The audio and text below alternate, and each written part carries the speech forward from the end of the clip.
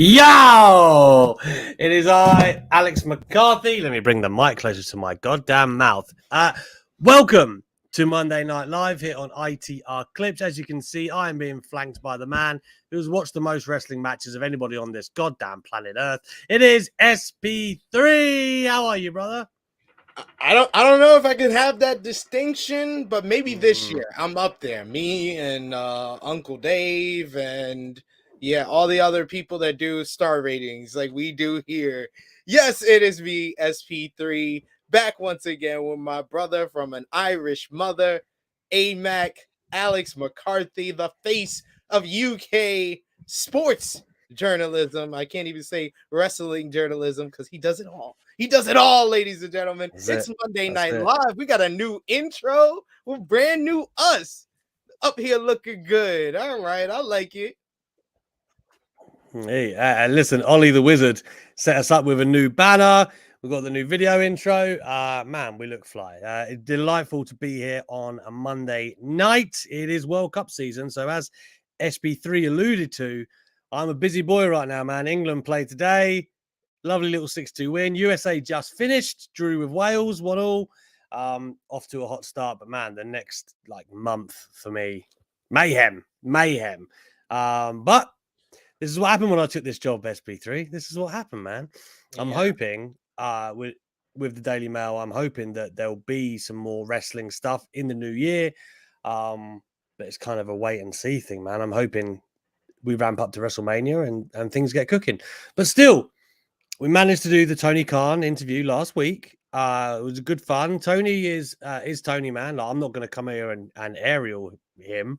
I like talking to him. We did some good stuff about Fulham as well. For those of you that like football, I did put an article out on the Daily Mail this week, so make sure you check that out if that is your bag.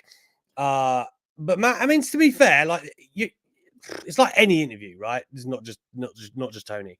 There's just some things they can't talk about, but there were still lots of things that we did get into. And when you kind of tap into his passion, you really do start to kind of get a nice window into, how he thinks, and where AEW, kind of how their identity has become what it is. Very interesting. The little snapback he had a kind of the Jonathan Gresham situation. He did not concur there were communication breakdowns. So there you have it. But it was good. And if you would like to see what Tony Khan had to say, do make your way over to Inside the Ropes YouTube channel. There's two parts on their YouTube channel that you should check out. Nice bite-size content. Won't take you too long to sink your teeth into. Two teeth buns for some reason there. SB3, brother. What was your weekend like, man? What was it? Was it a True Heel Heat kind of coverage of Full Gear? Yeah, I've been doing a lot of content over the last weekend. Friday, we did a preview for the show. Then we did the flagship podcast. On Saturday, we had Cassidy Haynes on with myself and Chrissy Love discussing. How is Cass?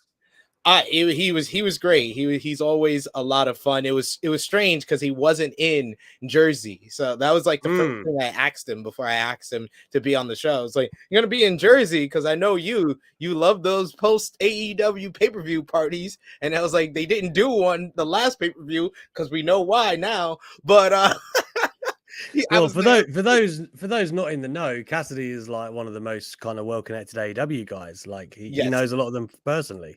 Yes, this is why I've had jokes on one of our previous shows as well as True Hill Heat that I am close personal friends with Hook. I actually know him by his first name. I don't even call him Hook anymore.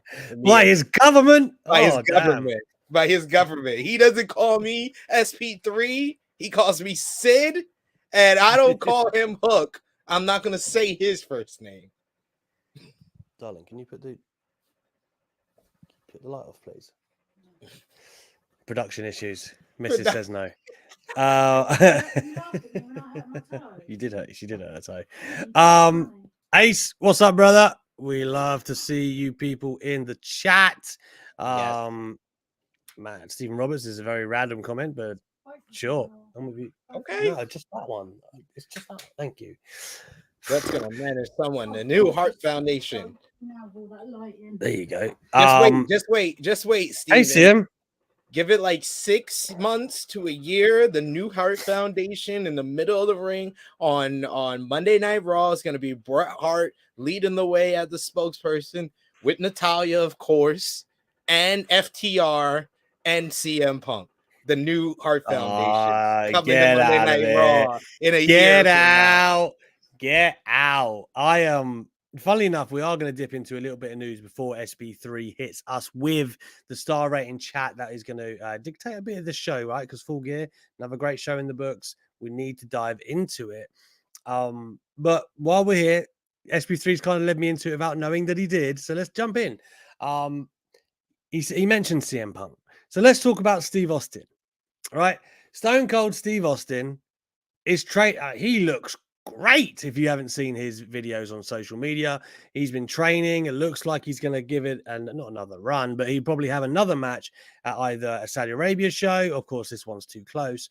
The one that's gone, you know what I meant, March, I think, or February, where they had Elimination Chamber last time. It's going to be in May now, I think. That's what I was going to say, because the Elimination Chamber is in America again this year, next year, as we know. So May or April, Saudi, WrestleMania. I would think Austin wants Mania. I don't know. But plus, he lives in California, doesn't he? I mean, saying that, he's got a ranch in the middle of nowhere as well. So this is also true. But there you have it. He's training hard. The rumor mill was in an overdrive that Triple H has reached out to him to try and get him at next year's WrestleMania. He definitely left it open, SB3, last year with his comments after the show, how he enjoyed how great that it went. A lot of praise should go to Kevin Owens for how that went, right? And picking his dance partner this time would be crucial to ensuring another successful comeback for Steve Austin. The question is, who do you do, right? And this is the debate. I don't think either you and I are debating whether he's coming back or not. It looks likely, doesn't it? Right? Yeah. We're in agreement there for sure. We're in agreement there. So then it's just who, right? And I've seen a lot of different arguments for John Cena. I mean, it's a good first timer on paper, right? I could see it working. If CM Punk's available, there's a big case to be made that would actually be the more interesting feud out of the two. Now, it's very hard to make those comparisons because John Cena and Austin on the mic would be sensational, right? Would be amazing. The action, it'd probably be Cena Taker-esque from 34, right? Just kind of a quick job with some finishers. Thank you very much for coming. But with CM Punk, I guess you get the added intrigue of he finally gets what he wants.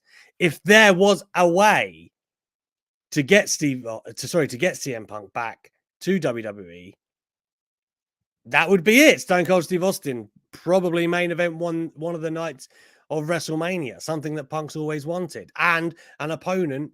Lest we forget, once upon a time when they were promoting WWE 2K and stuff, like this is something that they wanted, right? But it obviously wasn't possible at that point. We don't know the exact situation with CM Punk, SB3. Looks like he's on the way out, though. I asked Tony about him in the call, and it was very clear that it was only litigiously only so much he could say. So I guess that kind of, begs some questions from our part. What is possible for Steve Austin? What do you think is the best route? And when I say that, I mean you guys in the live chat, SB3 as well. What is the best thing for Stone Cold Steve Austin? And do you think that would be enough to lure Punk back, even for a one-time deal? I don't think Tony Khan and AEW will allow CM Punk to be available for WrestleMania. Even if he's gone from AEW, he has a contract with them for the next 2 years. His non-compete can be as long as a year. I would see that Tony Khan would make sure that his non-compete would not allow him to be at WrestleMania 39.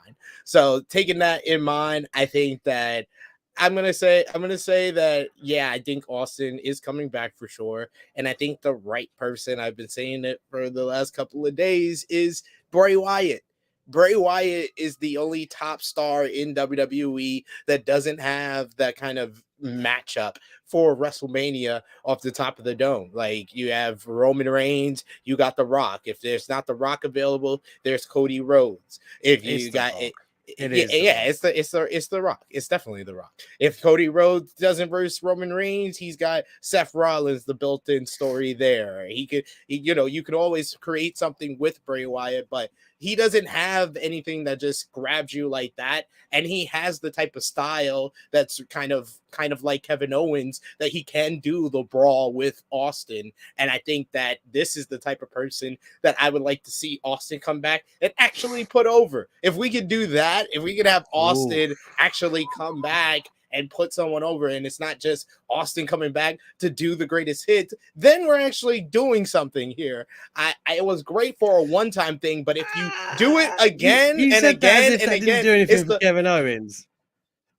I mean, it put him in the main event of WrestleMania, but we haven't really seen it. I mean, I think Triple H. It's not Austin's fault. What happens? Triple H being empowered did more for Austin, for Kevin Owens than main eventing with Stone Cold Steve Austin. Correct, it did. But what my point is, it's not Austin's fault that Owens didn't get the launch pad from that match. The feeling after the match, immediately after the match, was Owens' stock's never been higher, in my opinion. I disagree. Can you? Well, okay. Well, when was his stock higher in WWE? In WWE, his debut. His debut, and when he beat John Cena. No, it's still not as high as main event with Steve Austin. Yeah, it's not. Yeah, it was cool. It's not the same as main eventing with Steve Austin in WrestleMania. I felt like he could be the number one guy in WWE. I've never felt like that again. If you want to say his stock is almost as high as when he debuted, you could say that. But to say it's never been higher, no, it was higher when he debuted. He comes out, lays out John Cena, and then beats him at a pay-per-view main event, and then it looks like he's gonna have a whole series with John Cena. He felt like the top heel, the number one guy in the company. That was the time that his stock was the highest. I don't know. I mean, please don't mistake me. Like, great debut. I think the fact that Cena had to win the war didn't, But we didn't know that. We were all shocked. No, you're right. Winning at Elimination Chamber. And I'm making the same argument, I guess, that we didn't know that Owens wasn't going to jettison into the main of. We thought coming out of WrestleMania that, like, everyone was just like, wow, what a great job, great match. The fact that he made it great for Austin, that's going to be a part of his legacy. It's a debatable point. I'll give you that, but I don't know, man. I don't know if I ever bought him. Did you think that man could main event WrestleMania with Steve Austin when he attacked Cena? Like, do you know what I'm saying? They're two different realms. He could be the main event heel at a WrestleMania. Yeah. I don't know if I ever contemplated him working in the realm of, like, Austin's and Rocks. But then how could we, I guess? Like, that's another conversation. How could we know that, Stone Cold Steve Austin in, like, how many years would it have been? 6 years is going to be, who could have known? But yeah, no, I mean, this is a point here from Ashvinash. Sorry, I was trying to get it up. I don't think it was that high. Like, the way he won it and it was never explained, and then he was just a chicken shit champion. Yeah, no, I don't think it's.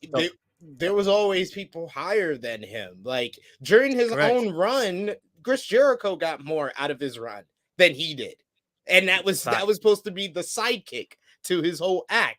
And he still had to overcome Roman Reigns, who was a bigger star than him. That was when AJ Styles had his intro year, his debut year in WWE. He was higher on the stock than him. You had Ambrose and Rollins there. There were so many guys for him to compete with. When he won at Elimination Chamber 2015, he did the impossible to a lot of people. No one thought an NXT call-up could come up and in their first match beat John Cena. That's what I'm saying. I don't think his stock was any higher than that. After the whole feeling of WrestleMania 38, I was like, yeah, great job. That was like great thing. You know, he got the main event with Stone Cold Steve Austin. We didn't even know if we were going to get a match. That's all great. But I didn't think that, oh, he's going for big things in a few. No, I didn't. I did not think that at all.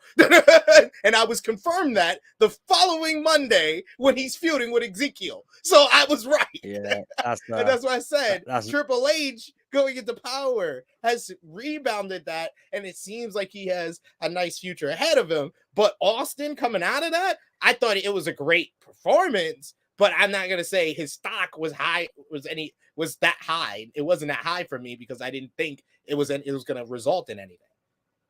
I mean, even if, right, and I'm not giving it to you, but let's just say I did give it to you, and we do say the stock is there, it's still the highest it's been in like 5 or 6 years, right? That still is very significant, is what I'm saying, right?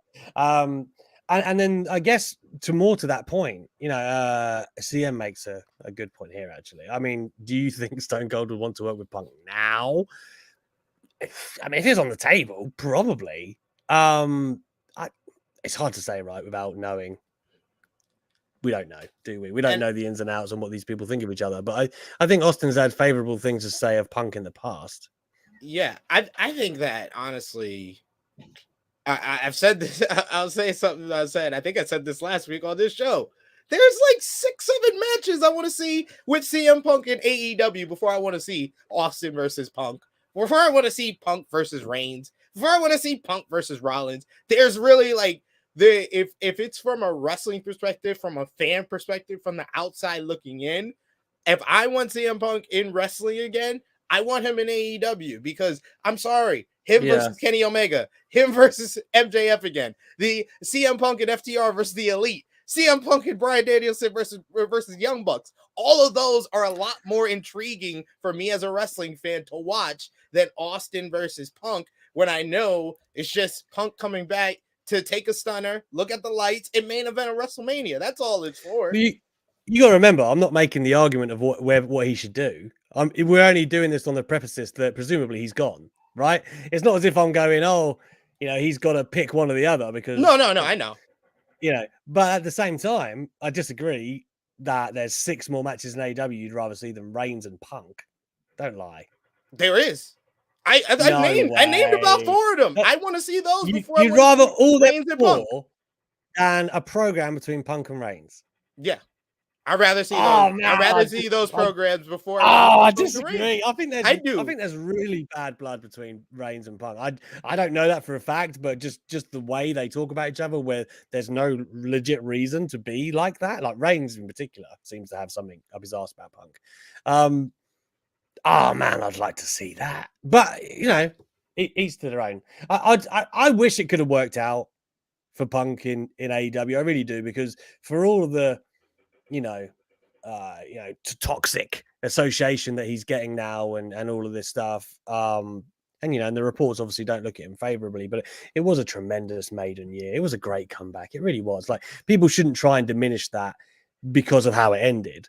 But alas, it looks the whole, we full circle here. It looks like that AEW are working on some kind of buyout for his contract. It's obviously a complex thing.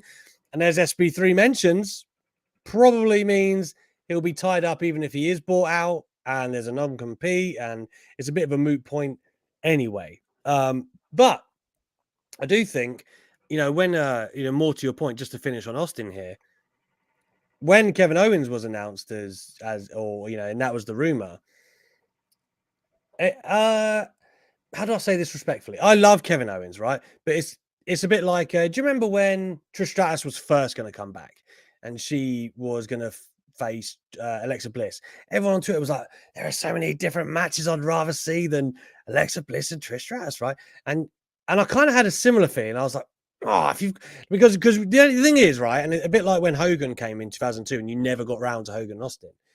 If Austin's coming back, you're thinking, there's some that you want to get in before you might not get the chance again, right? For whatever it might end up being. But obviously I was amazingly not surprised, very, elated, delighted with how it went with Kevin Owens. And more to your point earlier of Bray Wyatt, which I think is a very good point, those are actually the kind of talents you want to be working with Austin, right? People that will get the rub off. doesn't have to be a match that people are like, if you're promising Austin Reigns, then you've got a lot of work to do, right? Like it's not, you can't just do like a brawl, really. You've kind of got to deliver on like a title match. So if we have like a short list, right? Let's say Bray Wyatt's at the top for you, right? I remember saying last year they could do a lot worse than Sami Zayn getting Austin next year. I think things have changed now because he's so over and doing great with the bloodline that wouldn't make sense to take him away from that stratosphere. Are there any other people that you think would make an intriguing matchup for Austin that would, ostensibly be available? If it's just gonna be a heel to job to Austin and maybe cut some promos in the lead up, Asher Nash names one that I thought of over the weekend, and that's LA Knight. LA Knight and what he's doing with Bray Wyatt is raising his stock up. He needs to have his stock raised a little bit more if he's gonna be the guy. But he's a great guy who could talk all the trash in the lead up to WrestleMania and then pay for all that trash at WrestleMania and lose without losing anything. If it's just to get Austin to play the greatest hits and he's going to win, then yeah, LA Knight. Like I said, Bray Wyatt is the optimal person for me, because honestly, if you're doing Austin back to back and he's just gonna win, what's the point? You might as well just keep having him come back, and he has a new streak. He's the new Undertaker. Like, what's the point? He's gotta put someone over, and I would think you get it. If he's only doing 2, you gotta get one of those to put someone over. So that's why I think Bray Wyatt. If I had to put one more name a part of that, maybe someone from NXT, you could really get the rub and still lose, still talk all that trash, and Austin gets 2 people to stun. Give me Austin versus Carmelo Hayes. I don't care. Give it to me. He could imagine him taking the stunner. He would take an amazing stunner bunch. Yeah. There are definitely options. I guess it depends which way you'd want to go with it, I guess. Because if, like, I was saying that Vince McMahon booked Owens Austin, but in the Vince McMahon land, he'd think, imagine the pay-per-views that Lesnar and Austin would do. But you just, Jesus Christ, you can't have Lesnar dropping Austin on his neck. You just can't. You've got to be a robust individual. You've got to be a robust man to do that. Anyway, we've spent enough time on that. We're going to move along to Full Gear and the star ratings as promised. And we will talk a little bit about Kenny Omega's Japanese sabbatical as and when we get to that matchup. So let's jump in to Full Gear. Now, the beginning of the card until sort of the top 4 or 5 matches, SP3 and I have agreed that we're going to kind of run down, and we might have some, a few comments on them. But typically speaking, we're just going to give you the star ratings, and SB3 has graciously already done that for us. So let me jump into the card that went down in New Jersey. We're going all the way to the buy-in. What about the 10-man SP3? 1 of 13 matches, just shy of 12 minutes. Danhausen, Orange Cassidy, Trent Beretta, Chuck Taylor, Rocky Romero, best friends within there, of course. Defeat the Factory, no surprise there. QT Marshall, Aaron Solo, Lee Johnson, Nick Comoroto, and Cole Carter. What did you make of this SP3 to get the ball rolling? I thought this was a fun way to kind of start off the 0 hour. I was able to get a lot of my food and everything I needed for what was going to be a long pay-per-view. So it was the perfect way to kind of start off the show. I was able to settle in as the match was like hitting that next gear and gearing up for the finish. So I gave it 2 stars. It was a nice little comedy match. Yeah, I'm not going to contest that at all. Yeah, I like the new Danhausen. Or the old Dan, whichever one. Yeah, I mean, I guess if you've never been exposed to him before, the new. But yeah, I enjoyed it as well. Again, fun for what it was. Ash Navash says Steve Austin versus Chad. I mean, listen, I'm a huge Chad Gable fan. If they were to take him seriously, if we're talking about just Austin showing up to build up the show, and you want him to do a segment with Chad Gable, I'm all down for that. But I think Chad Gable kind of. Why are you even doing an Austin match if Chad Gable? Ciampa's quite an interesting one. Yeah. Like that's quite an interesting option. Like, again, just the juxtaposition there in the promos, and I could imagine Ciampa, sadistic Ciampa. I'm thinking. But these are all having people that you have to kind of build up to verse. You would, Austin. exactly. And you don't really want to do that, right? Yeah. Like, that's the whole point of bringing Austin back. Anyway, That's why it shows people that are either going like this or already stars. Bray Wyatt's already a star. This would be a huge win for him to kind of put the stamp as well to kind of erase the John Cena losses and the Undertaker losses and the Goldberg losses. And then he beat Stone Cold Steve Austin. That's how you kind of reverse the fortune and make everybody forget about those losses to the legends, is have him beat one of the greatest legends, one of the GOATs in WWE history. Well, lest we forget, before he got released, his last WrestleMania victory was against John Cena. John Cena, yeah. Lest we forget. Moving along, my man Ricky Starks, he defeated Brian Cage with Prince Nana. He's entertaining. AEW World Championship Eliminator Tournament semi-finals. I do believe the winner is facing Hangman Page, who was Ethan on Page. Ethan Page. Sorry, all ego. He was on commentary. Right. And I saw some of the little snippets of what he said. It was he's a very entertaining guy. I'm a huge Ricky Starks guy. These two obviously have history in Team Taz, and let's be honest, Ricky buried the fuck out of Brian Cage. And I don't, he eviscerated him on the microphone when they had their feud coming out of Team Taz, and then he wasn't really seen again, and everyone's going like, oh dear, like Ricky Starks killed the man. Ricky did what he does here, man. He fought from underneath. He got the underdog victory, hot on the heels of the victory that he got on Dynamite too. What did you make of it?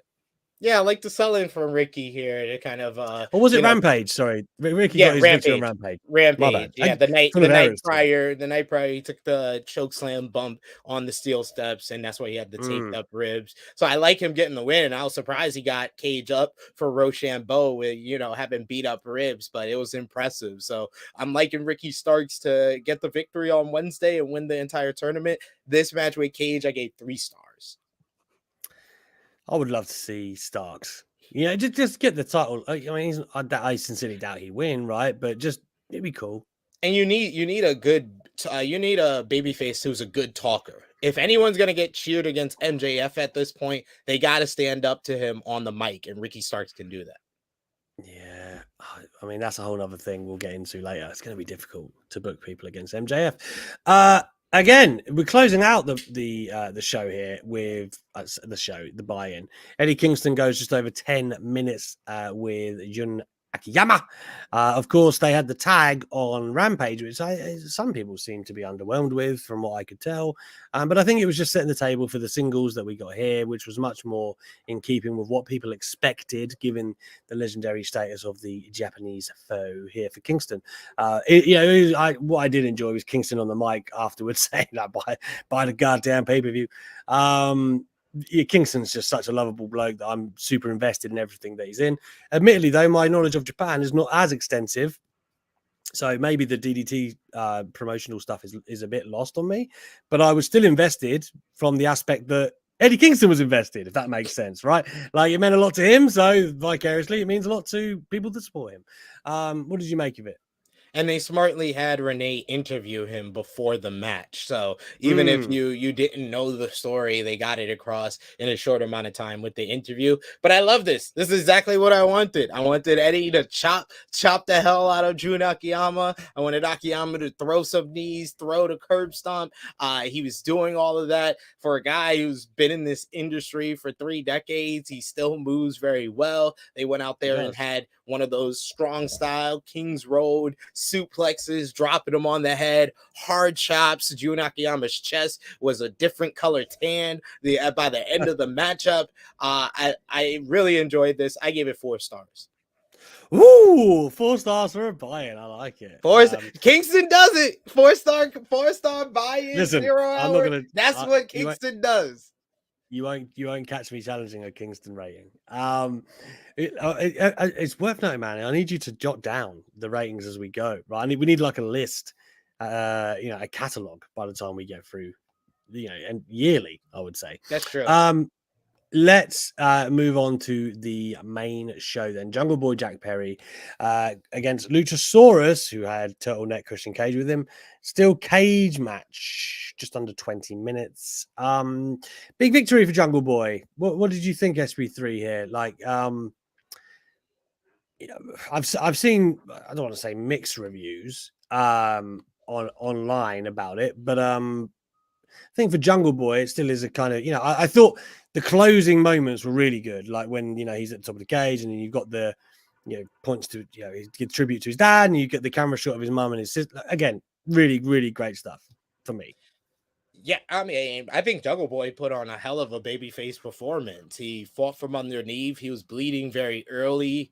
I think the only nitpick that I have of the match, all the outside the cage stuff made no sense, and there was no reason to do it. You could have easily just had Christian or somebody help Christian put the table into the steel cage. If the only reason that you're doing the steel cage spot is to put the table in there, I don't think that's the good reason. But other than that, everything they did in the cage, that was great. I love the slingshot into the cage because I did think of Undertaker and Shawn Michaels, and then Jungle Boy confirmed that's what they thought of as well when they thought of that spot. So I thought that was great. But most of all, I thought it was a very strong finish with the dive off the cage. That was insane. Got me out of my seat. Yeah. And then the snare trap and the way Luchasaurus sold the snare trap was it was great with the biting his finger and then the blood coming out there.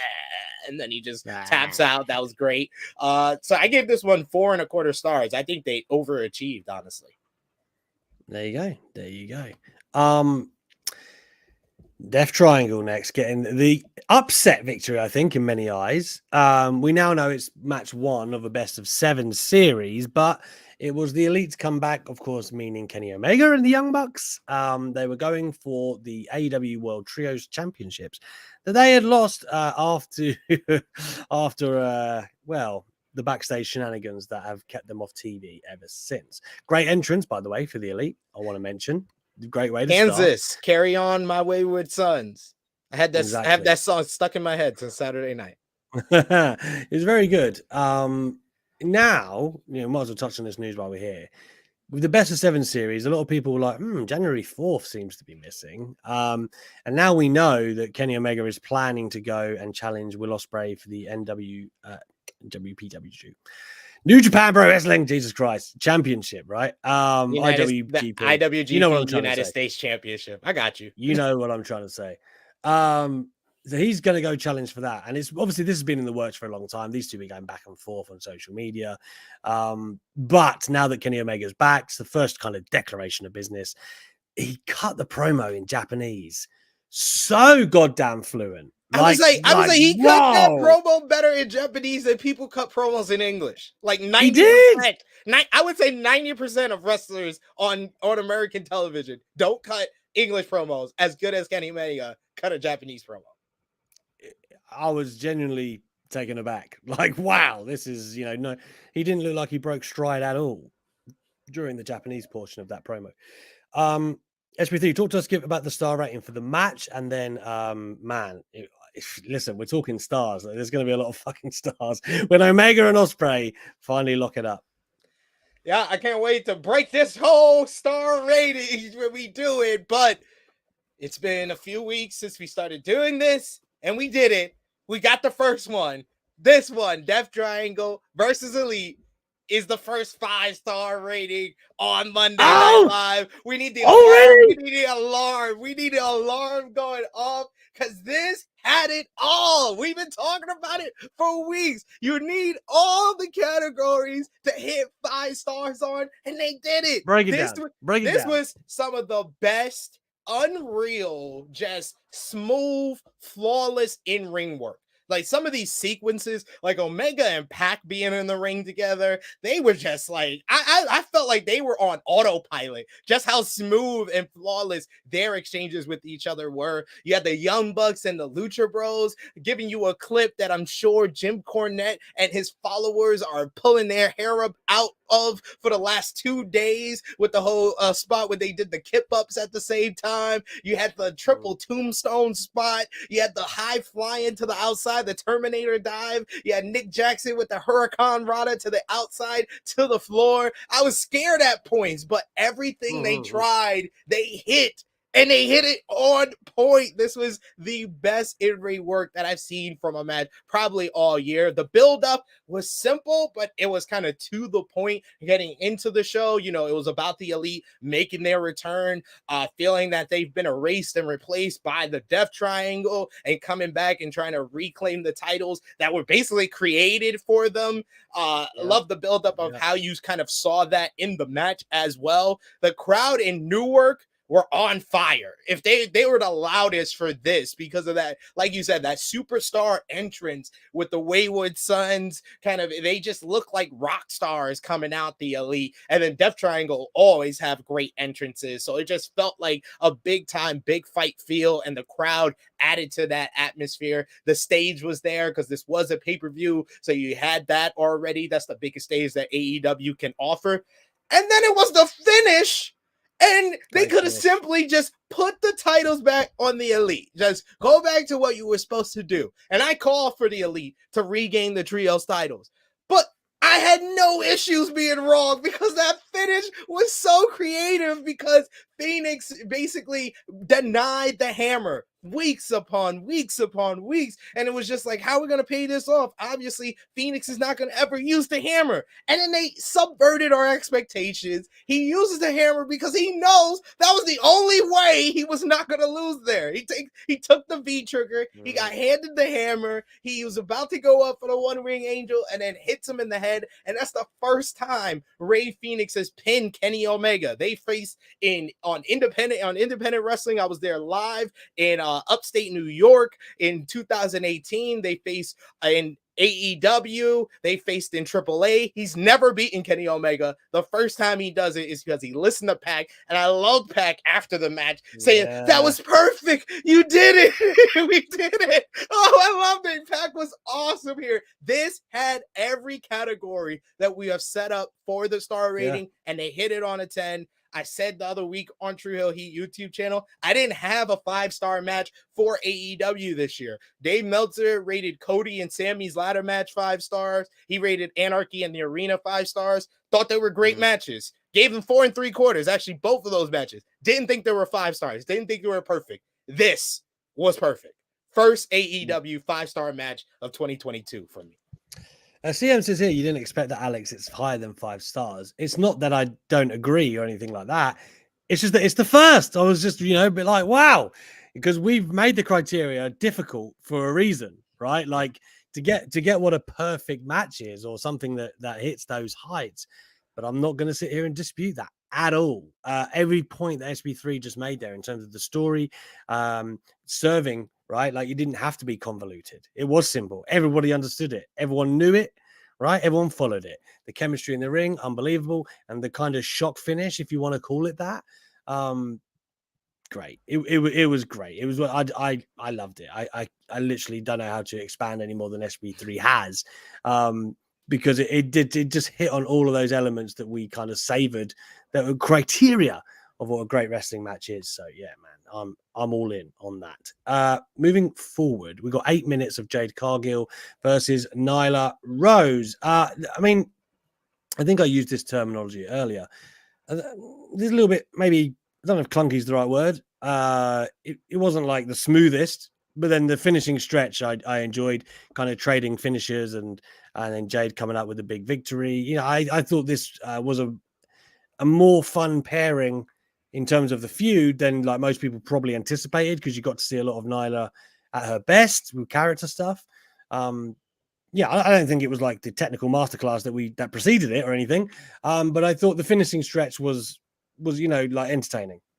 Yeah, they finished strong. That was the best part of this matchup.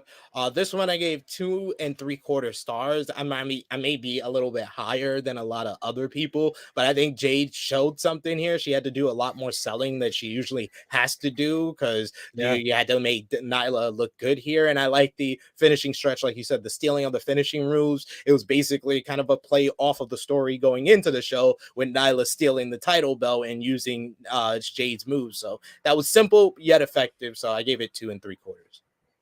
All right, moving along, we've got the Fatal 4-Way for the Ring of Honor title, which actually was the second longest match of the night.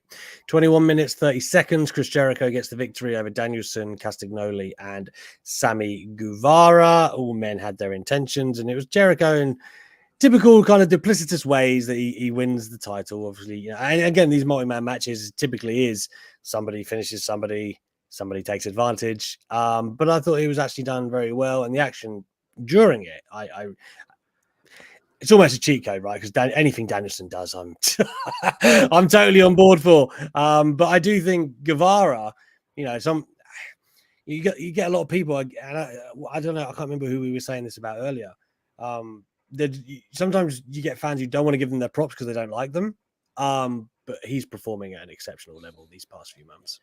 Yeah, I mean, I love this match. This match was incredible, and if it wasn't for the trios match, I would say it was the match of the night because you had four guys going out there, and it just wasn't a whole bunch of moves. They told probably the most coherent story that you watched unfold, at just how the match started off with the two sides. You know, Blackpool Combat Club with Brian and Claudio going against Sammy and Jericho, the Jericho Appreciation Society, and then how it slowly broke down. You had Brian and Claudio take out Jericho and Sammy with the European uppercuts. Then you had them shake hands and just decide, okay, now we're gonna go at it. We're gonna throw European uppercuts at each other. So they, you know, those two are two of the best in-ring workers in the world. So those two going at it was always gonna be magic. Then you had Sammy getting involved, and then the Sammy and Jericho stuff was the best part of this match. Like this did a lot to raise the stock again of Sammy Guevara, because that's the moment where he helps Jericho up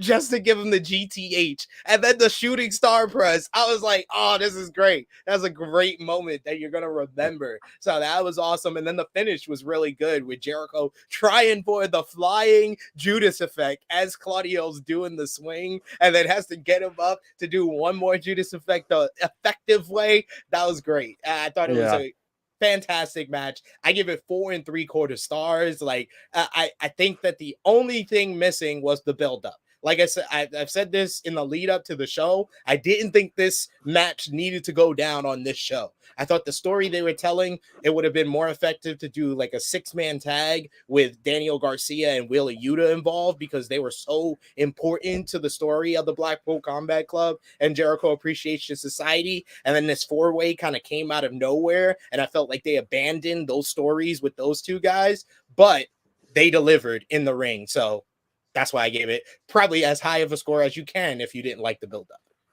I really tried to get Tony Khan to kind of bite on Sammy Guevara on the interview. I said to him, like, you know, for all the immense talent he has, and I really don't think anyone, even his biggest haters, can sit there and say he's not ultra talented inside the ropes. Good pun. But like the amount of controversy and stuff that comes with him, right? Like he's just a headache, right? Like, and that's what I was saying to Tony. Like, does that not frustrate you at all? That, you know, you've got this ultra talented guy, but it just seems that problems follow him around. And Tony just kind of very politely sidestepped it, you know, and talks about how great Sammy is. Of course he did. But I still think that's a very valid point. Like, you know, for all the pros that come with him, you know, I guess he's a guy still in his mid to late 20s and ain't no kid anymore, man. He's like, not. He's not. No I'm just kid. saying. We can't use your age as an excuse, man. Yeah, Bluey Dangle don't get that excuse, then nor does he. Exactly. I'm not comparing the two. Anyway, let's keep it moving with Saraya and Dr. Britt Baker. They went 12 minutes and 30 seconds. A lot of round numbers on this card. Again, comeback matches, unless you're Shawn Michaels in SummerSlam 2002, like typically speaking, they're about just getting through them, right? Like just kind of going, okay, we're back. And I thought really Britt did a kind of maybe under-celebrated job of taking care of Saraya. I keep wanting to say Paige. I'm really sorry. Because again, with these matchups, a lot of it is, and it was the same with Danielson when he came back to WWE after retirement. But it's like the natural thing is the opponent is going to target the area you were hurt, right? Same with Orton and Edge when he came back. And that obviously is a difficult thing to achieve in and of itself. So I thought she did a great job of that. I've got to be honest. For what this could be, I don't think it's the match of the night. But I do think it was a successful return for Saraya. Yeah, I think it was about getting through it, but I think she did a solid job of doing that, and she kept up with Dr. Britt Baker, DMD. I thought Baker did a great job of being the heel and attacking the weakness with the neck. Honestly, and I think this idea came from Wrestling Observer Radio, but I think although it went against my prediction, I think that the right move probably here was having Britt Baker win, because Saraya was too rusty and has been out the ring too long. Like it could be that long of a matchup, and Britt wins. I think that would have surprised the crowd and got the crowd, get that reaction that they really needed to kind of put this over a little bit more. But for what it was, I give it 3.25 stars, and I think Saraya did a great job for being out of the ring for 5 years and having this high of a profile a match. And I would say she's always comparing and talking about, Bryan and Edge being the inspiration for her. When they actually had their matches, I would say Saraya had a better match than Bryan and Shane McMahon versus Kevin Owens and Sami Zayn at WrestleMania 34. And definitely better than Edge versus Randy Orton at WrestleMania 36. Yeah, I mean, we were both there for the tag. I mean, it was what it was, right? Bryan Bryan slept on the floor for 10 minutes. Exactly. Remember that? Fresh off a helicopter crash, saying, "Oh, work me over, boys!" Like Jesus Christ.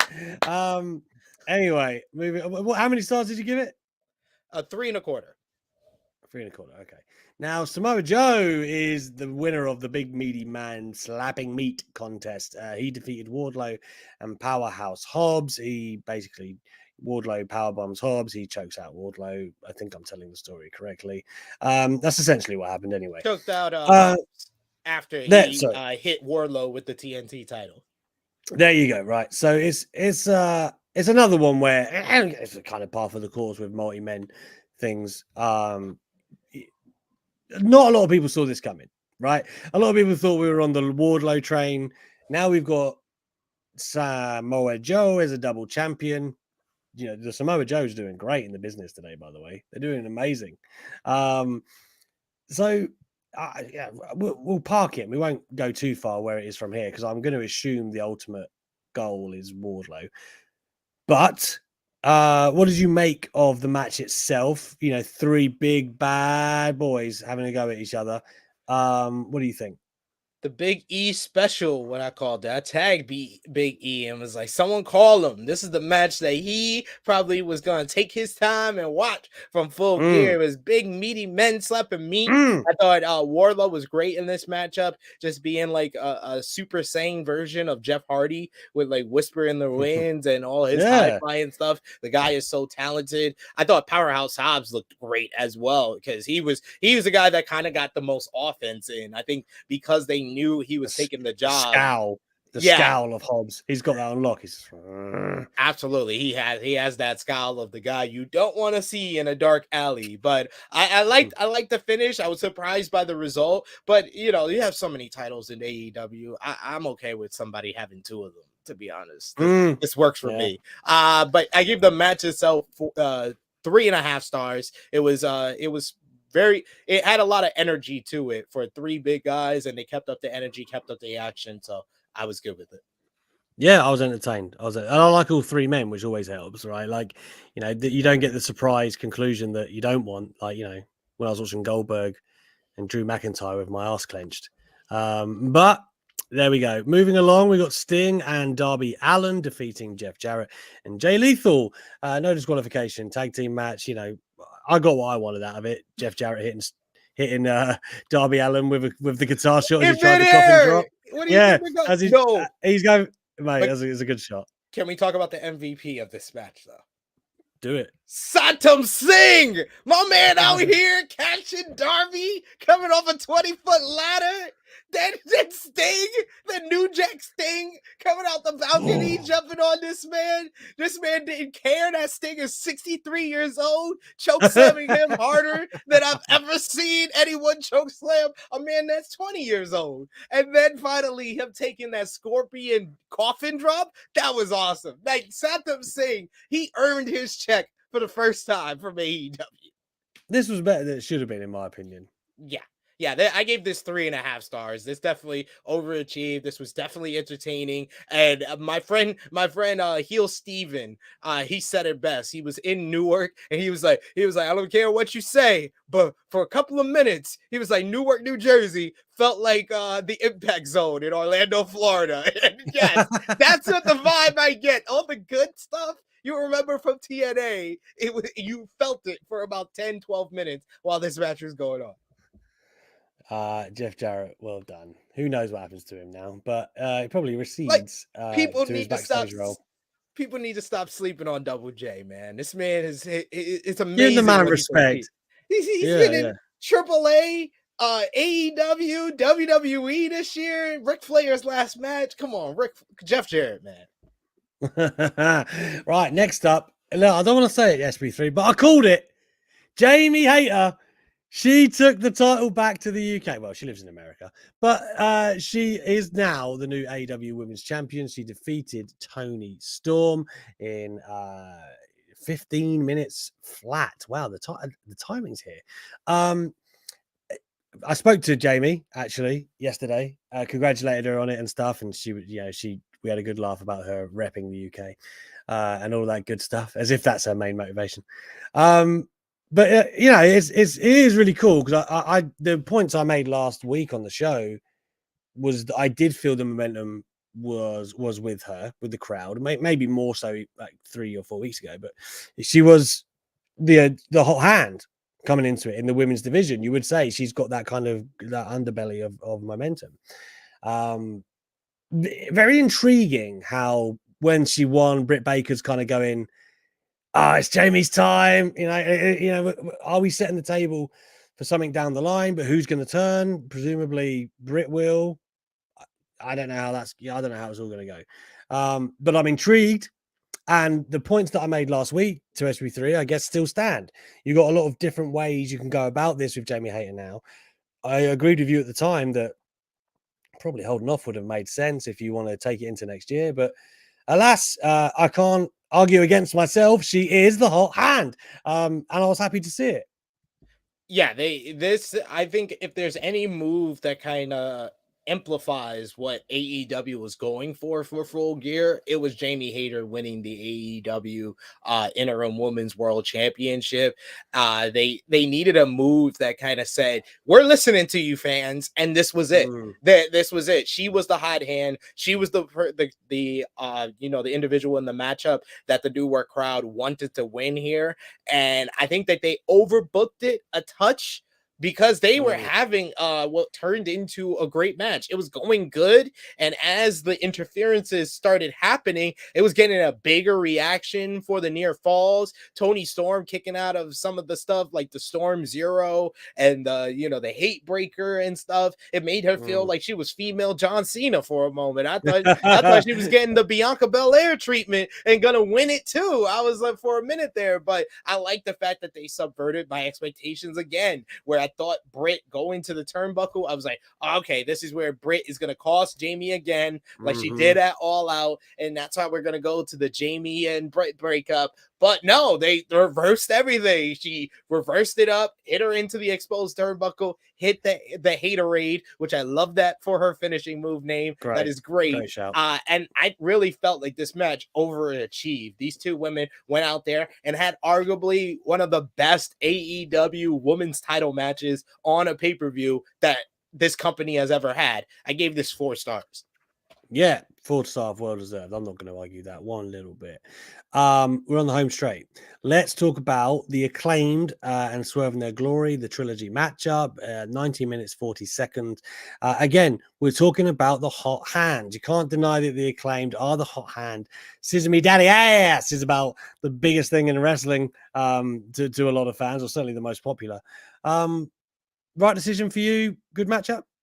Oh yeah, definitely the right decision. The Acclaimed are one of the most popular acts in all of wrestling, not just in AEW. They're just widely popular, and I thought Swerve and Our Glory did a great job. I think the story of the matchup was really just about the injured shoulder, which I didn't know if it was legit or a work, but it was obviously a work to kind of bring it back to the story that originally started this feud when Swerve said that Anthony Bowens is injury prone and always letting Max Caster down. So I like that the story of the matchup kind of went back to the original point of how these two teams have started feuding. And I love the breakdown in Swerve and Our Glory. And I love that that was another subverting of expectations where, we saw earlier in the night, Phoenix succumb to the dark side of that Pac was presenting to him, while Keith Lee has firmly established he is not going to do that. And he's not going to do it, especially after Swerve slaps him. So he just walked out on him, left Swerve on his own. Like the finish as well. I give it 3.5 stars.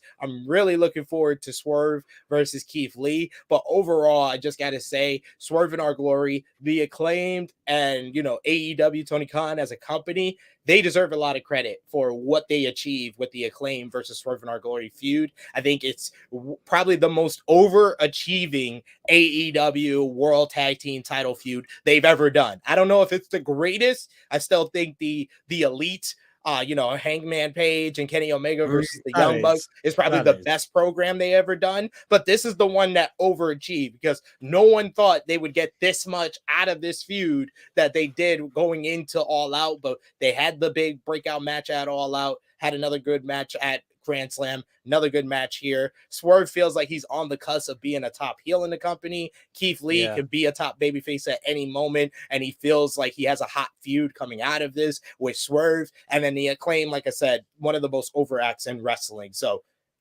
everyone ate coming out of this. So that's what I said. This is overachieved. Listen, Keith Lee can go to the meaty mix whenever he wants, right? There's a plethora of guys he can go there and chuck around whenever he wants. Let's finish with the main event then, shall we? MJF, his crowning moment. 23 minutes, 15 seconds. He defeated Jon Moxley. Of course, William Regal played a huge part in the outcome of this matchup. Speaking of people who got things right, SB3 is a man who got things right. William Regal obviously ended up helping MJF. He passed him the brass knucks to get the victory in the end. I think we had riffed about what the possibilities would be here, right? And I was still unsure because it was kind of people were cheering MJF winning, but there was, the boos for how he did it. And I would say it was a bit mixed. The promo he cut and the scrum was really fucking good. But again, we go back to the same. It's not an issue for me, but it would be, I guess, if you wanted a true heel champion or whatever. He's so good, right? He's so good at what he does that people just enjoy it and they appreciate him. And he's got to that level already, which is quite staggering. Where it's just really hard to root against him because he's that good at what he does. And I think moving forward, we're not talking about that right now, but moving forward, that will present its own issues for Tony. He'll have to, he'll have to think of creative ways to have good opponents for MJF. But what do we think about this matchup? Because again, you predicted the finish, which is never ideal. But the drama and I think the stature of the match, right? MJF did, and Moxley, of course, did a great job of making this feel as important as it should be. And I think that helped the moment when MJF was the champion. Yeah, I think these guys went out there and gave us a great main event matchup. Jon Moxley, just his way of kind of just listening to the fans and giving them what he wanted. They wanted him to be the heel, and he turned up that heel factor. It was like Moxley been wanting to be heel, and if you remember, before he went to rehab, he was on the verge of becoming a heel in AEW, and it's like he let go of a year's worth of built up heel angst in this matchup, flipping off the crowd. Just a great heel working over the leg of MJF. And I like how you can kind of break down the match to when, Moxley at the beginning, very cocky, not taking MJF seriously. He just thinks he's the scarf man who just needs to cheat to win and he can overcome him. And then more and more as the match progressed, he's taking MJF a little bit more seriously after the tombstone on the apron. And you see MJF fighting through, the knee injury that he was suffered there. Then he takes the power driver through the table, which was a big spot in the matchup. The avalanche paradigm shift, and he kicks out of that. Each move, each kick out, you can see Jon Moxley taking MJF a little bit seriously, getting more pissed off at the fans. I thought he did a great job of kind of expressing and showing a lot of storytelling through his facial expression, through his body language, and through his actions of what he was doing to MJF in the ring. And MJF did a masterful performance of balancing this character that he has, where he is the right balance. The fans are basically cheering him because he's so great as a heel. So regardless of how you felt about the finish, that was the right move to do, because if MJF just beats Jon Moxley like a babyface, like you guys all want him to, that's not the MJF that the fans are cheering. The MJF that the fans are cheering is the MJF who is the top heel, who is dastardly, who looks for the easy way out, and he did just that.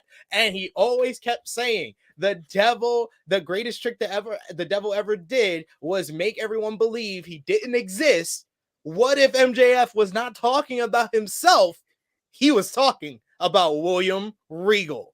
Because everybody thought William Regal's days as a villain was all over. He made us all believe he didn't exist, but the real devil, the Palpatine to his Anakin Skywalker, is really William Regal. Great finish. Loved it. The match, I gave 4.5 stars. These two guys have great chemistry with each other. It's weird chemistry. It's not the smoothest, but they just know how to deliver in the main event spot. They did that at All Out 2 years ago, and they did that here.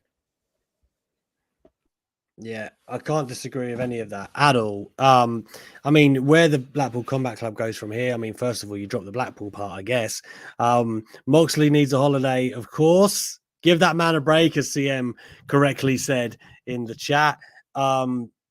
Who knows where they go from here? Danielson's also talking about the fact that he's not going to be a full-time performer much longer when his AEW contract runs down.